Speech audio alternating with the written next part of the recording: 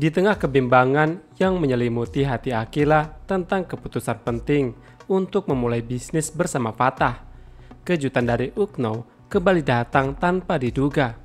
Pesan misterius itu datang begitu sederhana, menyuruh Akila pergi ke taman.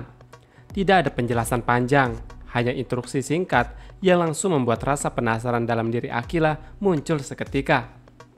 Akila pun memutuskan untuk mengikuti arahan tersebut. Ia pergi ke taman dengan mengayuh sepedanya, ditemani oleh Tante Rita. Hatinya masih belum tenang, pikirannya masih dipenuhi pertanyaan-pertanyaan tentang bisnis, tentang Muhan, dan tentang arah kehidupannya ke depan. Namun, rasa penasaran terhadap Ukno justru lebih besar. Setibanya di taman, Akila dikejutkan oleh sesuatu yang tak pernah ia bayangkan sebelumnya. Sebuah piano yang sudah dipersiapkan di tengah taman. Sebuah pemandangan tak biasa. Namun, entah kenapa, terasa begitu personal dan sangat menyentuh.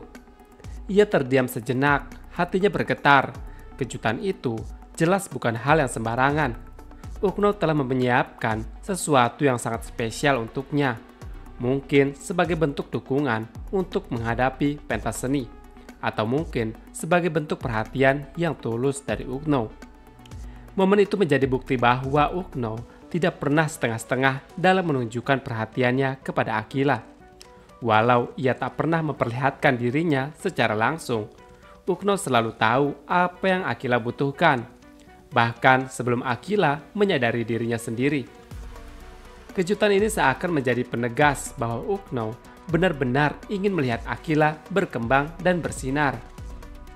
Di tengah kebingungan tentang bisnis dan luka masa lalu, kejutan dari Ukno selalu seolah menjadi napas baru bagi Akila. Ia kembali tersadar bahwa dirinya tidak sendiri dan bahwa selalu ada seorang, meski tersembunyi, yang percaya padanya.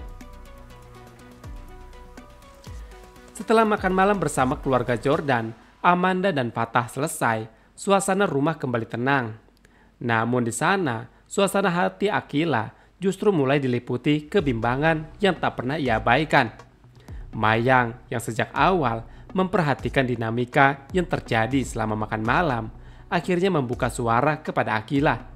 Dengan nada yang tenang tapi jelas, Mayang mengatakan bahwa ia bisa merasakan Fatah. Tampaknya tidak menunjukkan antusias yang besar untuk memulai bisnis bersama Akila.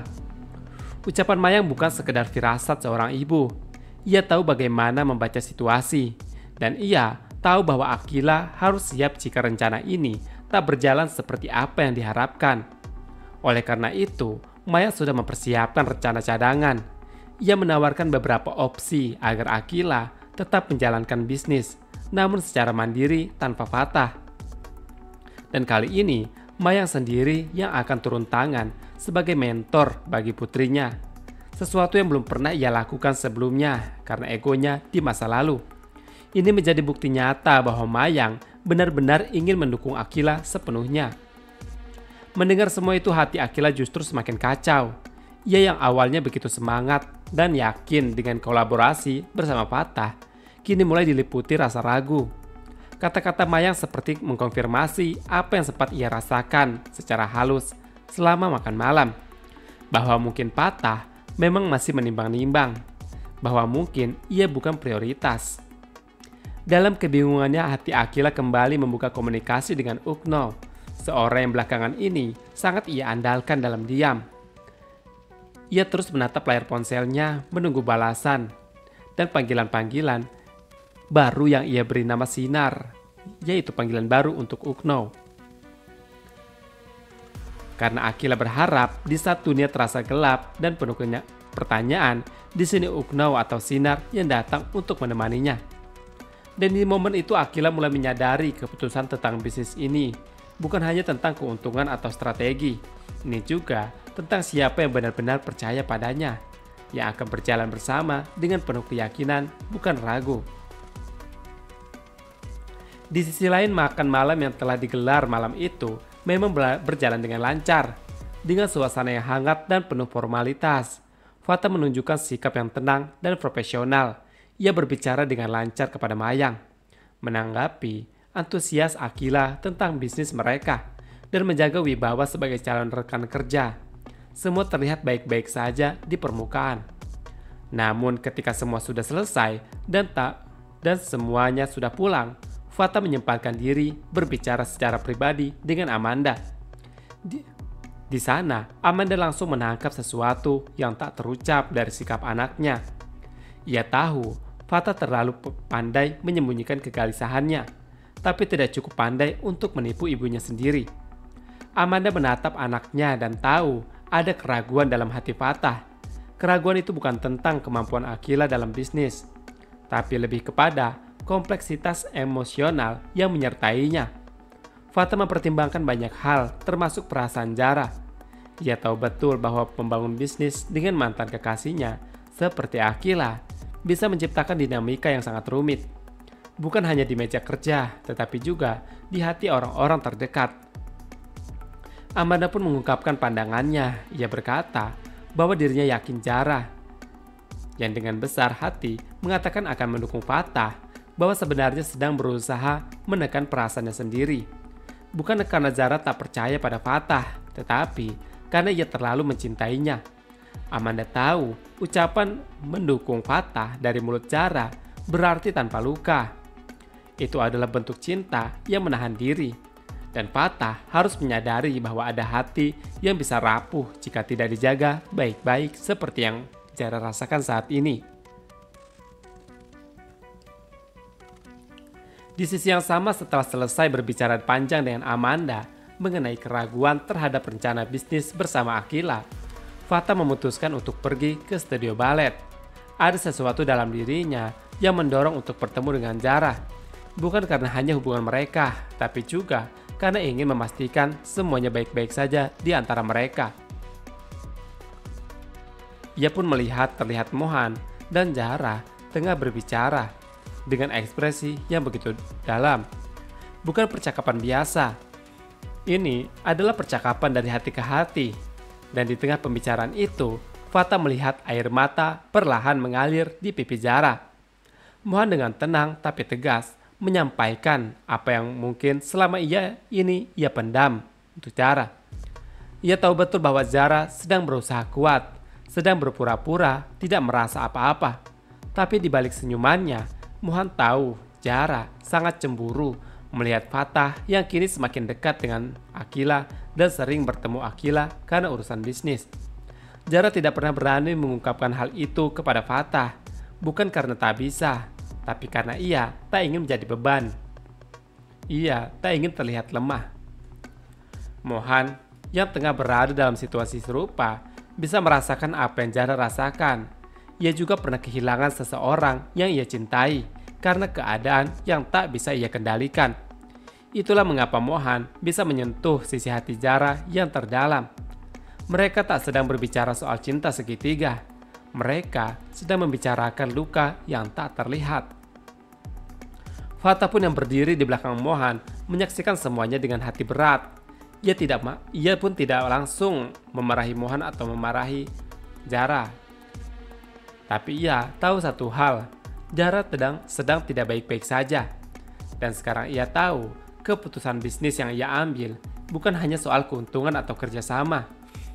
Tetapi ada hati yang harus ia jaga. Ada cinta yang diam-diam menjerit dalam diam. Di tengah percakapan hangat dan penuh emosi antara Mohan dan Zara di studio balet, Mohan akhirnya membuka juga sisi yang selama ini ia sembunyikan rapat-rapat. Dengan suara yang berat dan mata yang tampak lelah, ia mengatakan pada Zara bahwa sebenarnya semua yang terjadi antara dirinya dan juga Akila bukanlah pilihan yang mudah baginya. Mohan menjelaskan bahwa ia terpaksa menjauh dari Akila. Bukan karena cintanya telah padam, bukan karena ia sudah melupakan semua kenangan yang pernah ia jalani. Tapi ada beberapa hal yang sangat rumit yang tak bisa ia jelaskan kepada Zara. Hal-hal yang menyangkut keselamatan, tekanan dari orang misterius yang terus menghantuinya, dan keputusan yang harus diambil demi kebaikan Akila. Keberadaan Raisa di sisinya pun, kata Mohan, bukan semata-mata tentang cinta. Raisa adalah penolong baginya, seseorang yang datang di saat ia rapuh. dan hampir kehilangan arah. Raisa memberinya kekuatan, dukungan, bahkan Raisa rela menjadi tameng dari tekanan dari orang misterius itu. Tanpa Raisa, mungkin Mohan tidak akan sanggup bertahan dalam pusaran konflik yang ia hadapi sekarang. Namun dengan lirih Mohan mengaku, perasaannya kepada Akila tidak pernah mati. Jara mendengarkan semua itu dengan tenang. Ia bisa melihat betapa Mohan menanggung beban yang sangat berat dan tidak ringan. Dan untuk pertama kalinya, ia benar-benar mengerti bahwa tak semua perpisahan berasal dari kehendak hati. Kadang cinta harus dikorbankan demi menjaga orang yang kita cintai tetap aman.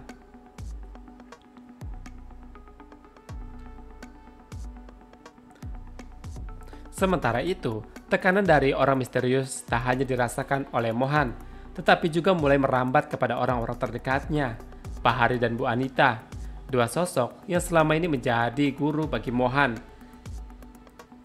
Ya pun mereka terseret dalam bayang-bayang ancaman. Orang misterius itu dengan tegas meminta untuk mengawasi setiap gerak-gerik Mohan selama 24 jam.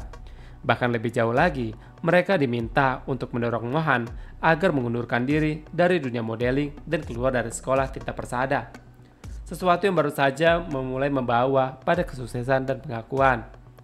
Alasan pun cukup mengerikan. Jika foto-foto Mohan semakin tersebar luas, maka identitas dan keberadaannya akan semakin mudah dilacak. Dan bagi orang misterius itu, hal itu adalah ancaman besar.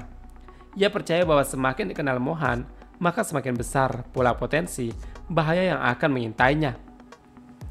Pak Hari di sini dan Bu Anita merasa sangat tertekan. Di satu sisi, mereka hanya ingin yang terbaik untuk Mohan, melihatnya sukses dan keluar dari bayang-bayang masa lalu. Tapi di sisi lain, mereka juga tak bisa mengabaikan ancaman nyata dari sosok orang yang sangat misterius itu, yang bisa melakukan apa saja untuk mereka. Dan mereka tidak mau ada resiko itu muncul ke kehidupan mereka.